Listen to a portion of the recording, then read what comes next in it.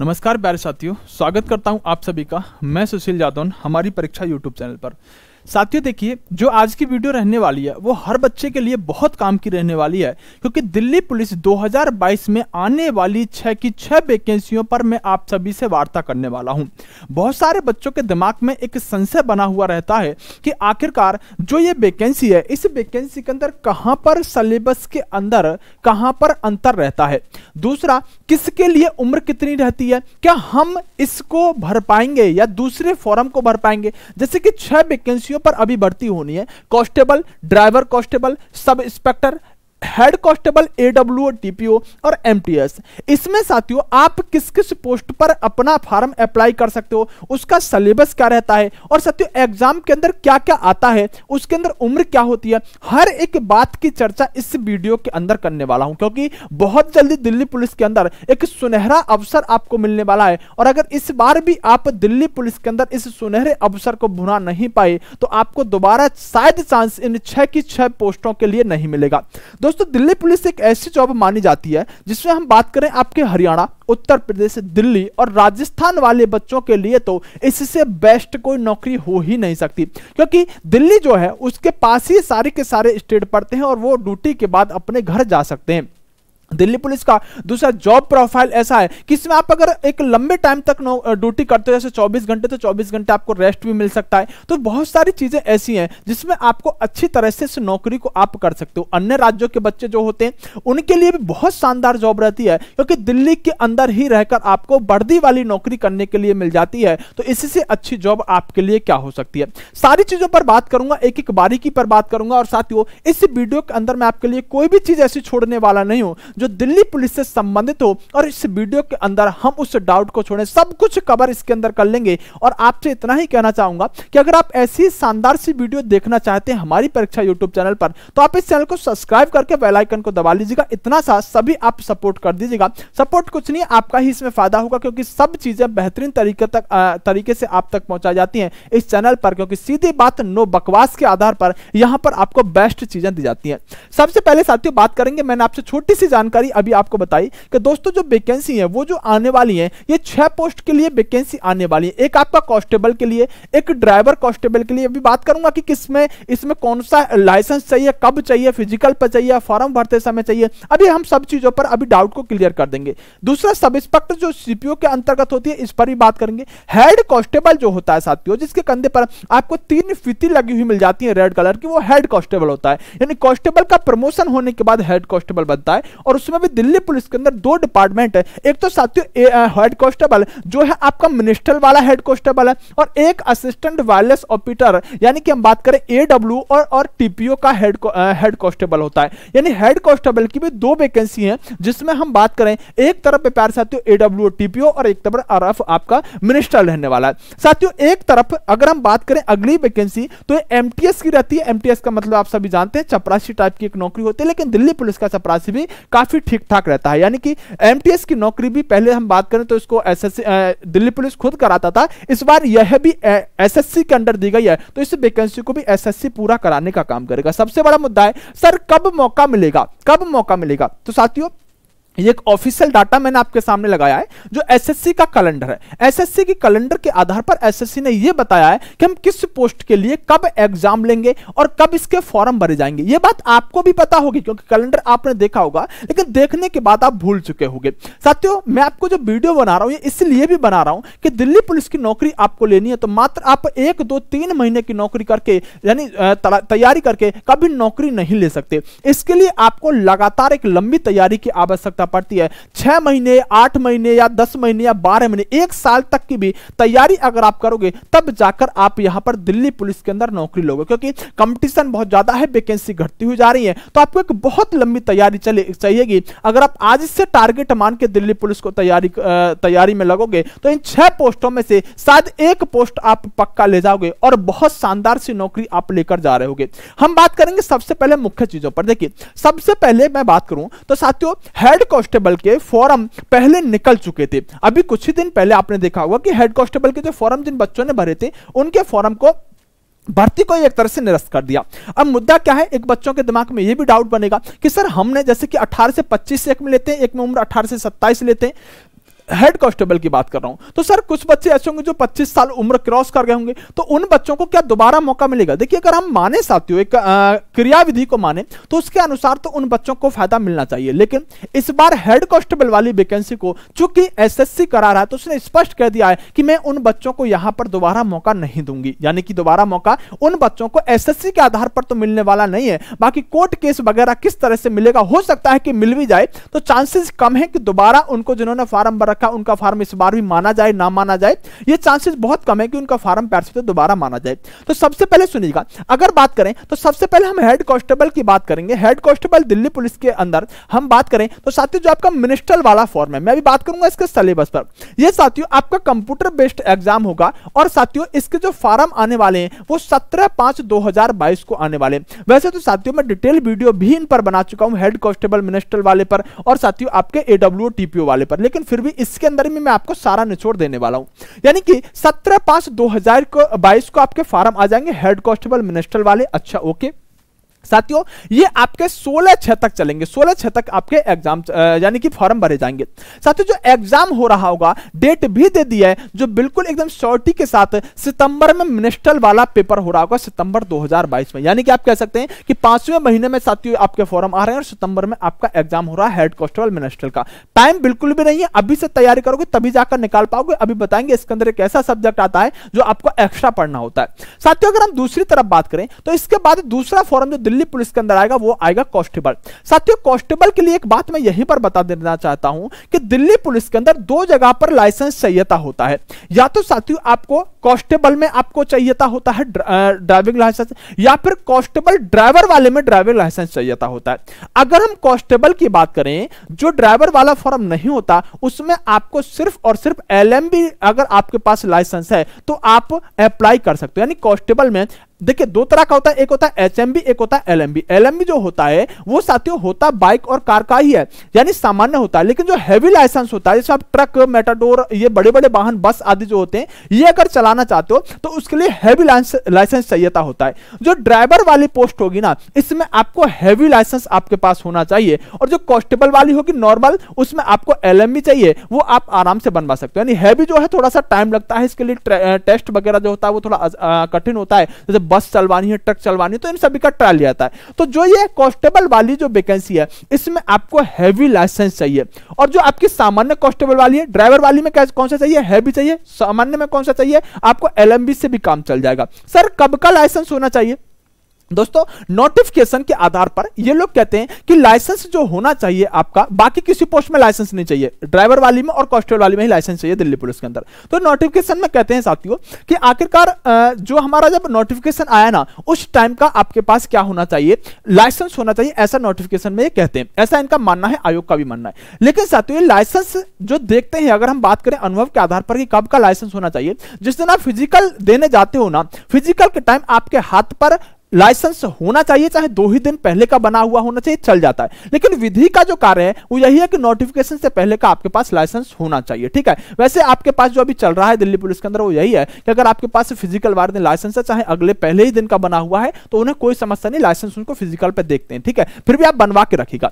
तो Delhi police constable के अंदर यहां वैकेंसी आएंगी, साथ ही कंप्यूटर बेस्ड टेस्ट होगा, और 27 से यानी 5वें महीने में हेड कांस्टेबल मिनिस्ट्रल का फॉर्म भरे जाएंगे, 6ठे महीने में आपके ड्राइवर वाले फॉर्म भर दिए जाएंगे, और इसका एग्जाम जो हो रहा होगा वो अक्टूबर में हो रहा होगा। ड्राइवर की वैकेंसी द बेस्ट वैकेंसी, एक स्पेशल वीडियो बना चुका हूं, क्योंकि इसके अंदर साथ एक स्पेशल सब्जेक्ट है जो ड्राइवर से संबंधित रहने वाला है। आप डाल दीजिएगा ऊपर Delhi police driver vacancy detail by Sushil Yadav, तो आपको यहां पर मिल जाएगी कि वो ड्राइवर के बारे में क्या खास चीज है जो ड्राइवर से संबंधित सब्जेक्ट है उसमें पूछी जाती है। मैं सब बता चुका हूं वहां पर किस तरह से चीजें रहने वाली, तो स्पेशल वीडियो उस पर बना रखा है, ऊपर बेल आइकन में भी लगा दूंगा जिससे कि आपको दिख जाए। तो इसका अक्टूबर में होना है साथियों एग्जाम, यानी सितंबर में मिनिस्ट्रल वाला, अक्टूबर में ड्राइवर वाला।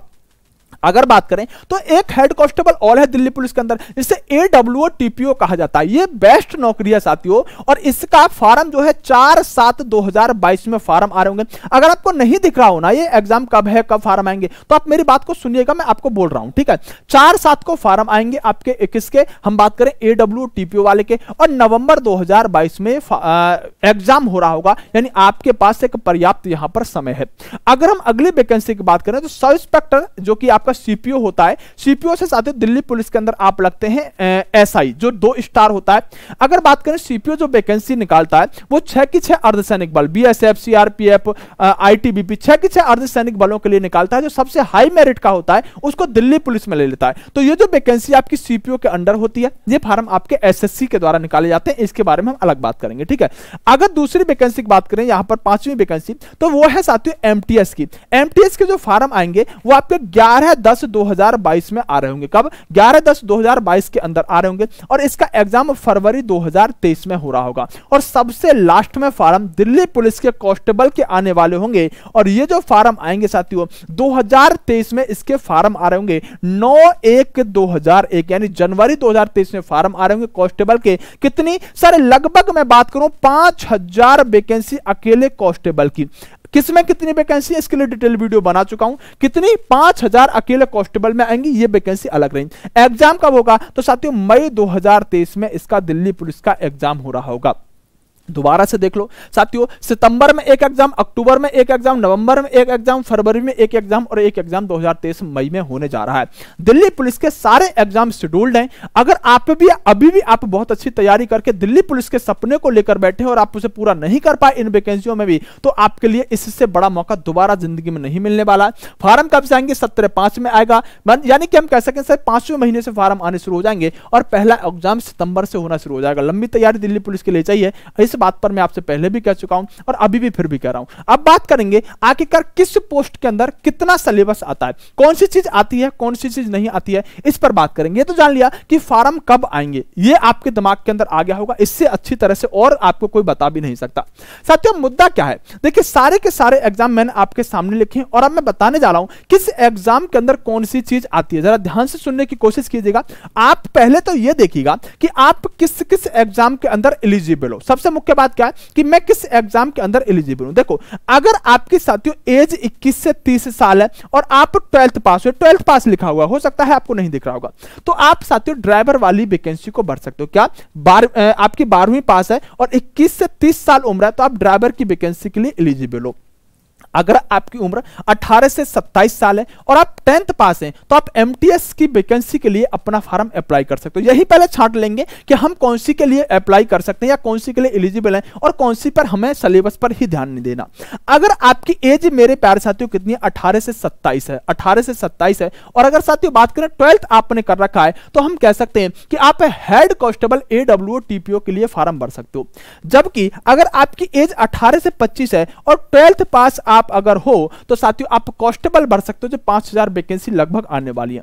अगर साथियों आपकी एज 18 से 25 है और आप 12वीं पास हो तो आप हेड कांस्टेबल मिनिस्टर वाला भर सकते हो। अगर साथियों आपकी एज अगर 20 से 27 साल है तो आप ग्रेजुएशन किए हो तो आप दिल्ली पुलिस का सीपीओ जो होता है एसएससी के द्वारा उससे भर सकते हो।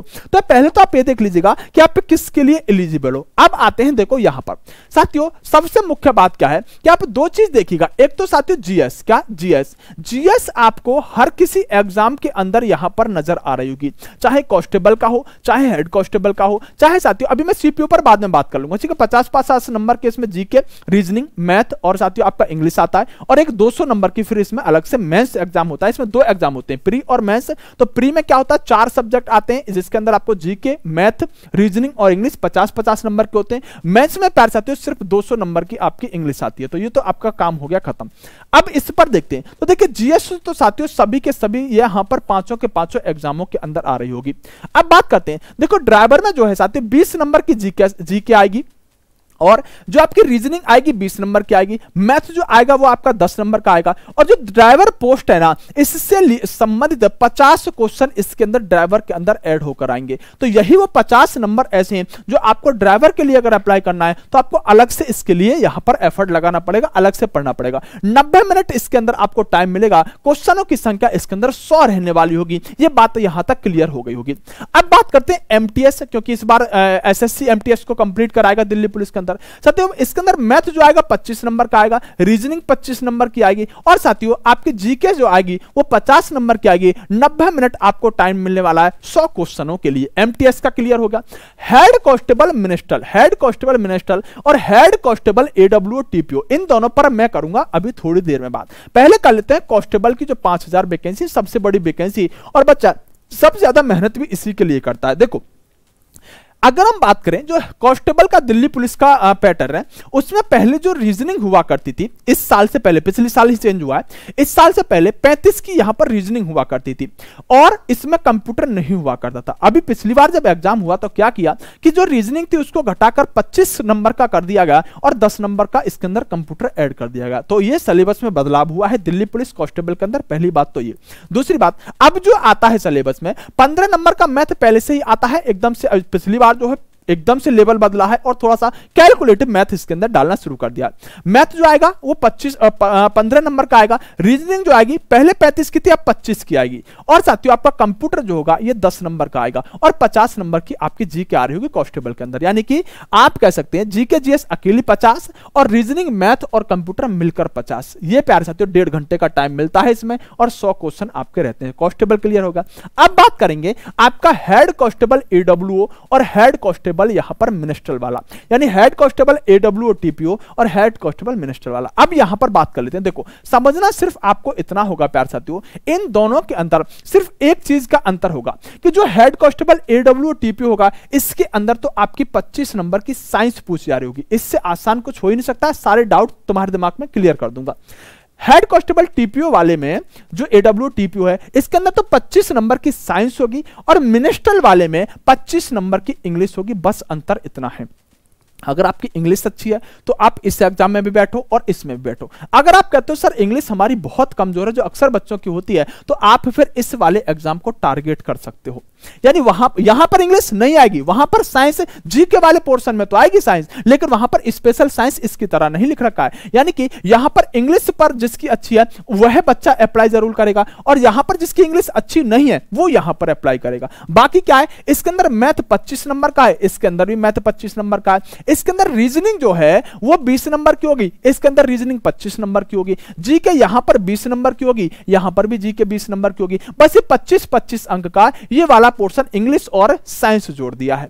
तो जिस बच्चे की इंग्लिश कमजोर है वो इस पर ध्यान देगा। और हां, इसमें 10 नंबर का कंप्यूटर यहां भी है, 10 नंबर का कंप्यूटर यहां भी है। तो बाकी का 90 मिनट रहेंगे और बाकी की सब चीजें सेम रहेंगी। तो साथियों एक बार स्क्रीनशॉट आप ले सकते हैं दिल्ली पुलिस के अंदर। अब आपको खुद अंदाजा लगा लेना चाहिए कि अगर मैं इंग्लिश को छोड़ दूं, अगर मुझे इंग्लिश नहीं आती तो बाकी मैं अगर सीपीओ को भी थोड़ी देर के लिए हटा दें तो इंग्लिश के बेस पर सिर्फ ये 2 वैकेंसी हैं। इंग्लिश के बेस पर ये 2 वैकेंसी हैं। बाकी मैथ रीजनिंग कंप्यूटर के पर ये सारी की सारी वैकेंसी है। मैथ रीजनिंग, क्योंकि साइंस ही तो पढ़ना, साइंस तो आप आराम से पढ़ लेते हो, मैथ जीके और रीजनिंग के दम पर ये सारी की सारी आप वैकेंसी निकाल सकते हो। ये वैकेंसी बहुत बड़ी संख्या में आने वाली है। जबकि तो बेस्ट जॉब जो है अगर हम बात करें जिस पर इंग्लिश नहीं आती, एडब्ल्यू टीपीओ वाली बेस्ट जॉब रहती है। एमटीएस और साथियों ड्राइवर भी कम नहीं होती, लेकिन ड्राइवर के अंदर 50 नंबर का यहां पर एक्स्ट्रा आपका जो ड्राइवर पोस्ट से संबंधित चीजें हैं वो आपसे पूछी जाती हैं। बहरहाल मैंने आपके दिमाग में, मुझे नहीं लगता कि कोई भी डाउट ऐसा होगा जो आपके दिमाग में छोड़ा होगा। कुछ चीजों पर अगर हम बात करें जो सामान्य सी चीज रहने वाली है वो मैं आपको और बता देता हूं साथियों।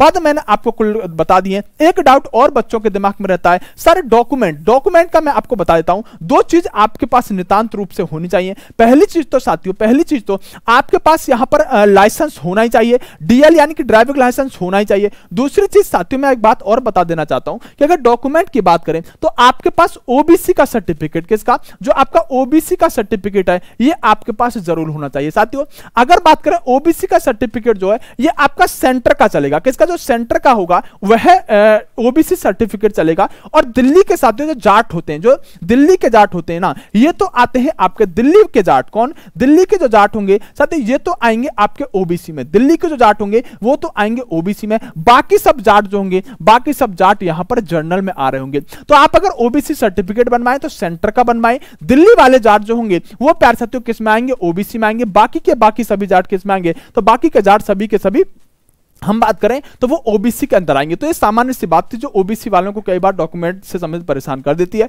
फार्म पर फोटो जो होता है उसके नीचे नाम, डेट ऑफ फोटो लिखा होना चाहिए। इस पर जब फॉर्म आएंगे जब वार्ता कर लेंगे। लेकिन एक बात कहना चाहूंगा साथियों, अगर इन्फॉर्मेशन अच्छी लगी हो, बहुत सारे डाउट क्लियर आपके दिमाग में हुए हो, तो एक बार आप इस चैनल को सब्सक्राइब करके बेल आइकन को दबा दीजिएगा। और साथियों अगर आपके दिमाग में कोई डाउट बचता है, एक सिंगल डाउट भी बचा है, तो उसे जरा कमेंट कर दीजिएगा, सर ये वाली बात और बता दीजिएगा, मैं वहीं आकर आपको रिप्लाई दे दूंगा। कोई भी बच्चा फॉर्म भर सकता है, अगर वो अपने स्टेट के अंदर किसी भी कैटेगरी में है तो वो दिल्ली के अंदर आकर वो जर्नल में काउंट हो जाएगा, बस इतनी बात रहेगी। ठीक है, ओके ओके।